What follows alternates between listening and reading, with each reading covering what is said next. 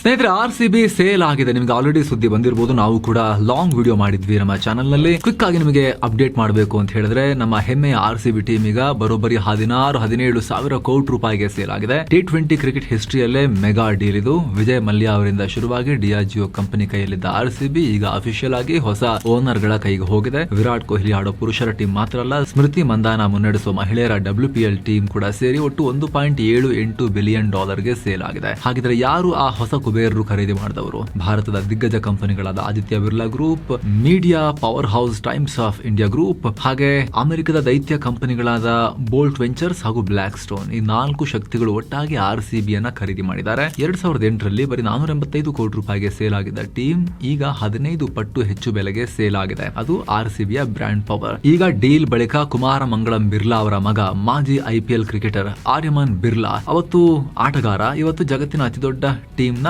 Boss ಆಗ್ತಿದ್ದಾರೆ. RCB ಹೆಸರು, logo ಹಾಗೂ ನಮ್ಮ ಬೆಂಗಳೂರಿನ ಕನೆಕ್ಷನ್ ಯಾವಾಗಲೂ ಕೂಡ ಹಾಗೆ ಇರುತ್ತೆ, ಚೇಂಜ್ ಆಗಲ್ಲ ಅಂತ ಓನರ್ಸ್ ಭರವಸೆ ಕೊಟ್ಟಿದ್ದಾರೆ. ಇದರ ಬಗ್ಗೆ ಸಂಪೂರ್ಣ ಮಾಹಿತಿಯ ಫುಲ್ ವಿಡಿಯೋ ನೋಡೋಕೆ ರಿಲೇಟೆಡ್ ಲಿಂಕ್ ಅನ್ನ ಮಿಸ್ ಇಲ್ಲದೆ ಚೆಕ್ ಮಾಡಿ.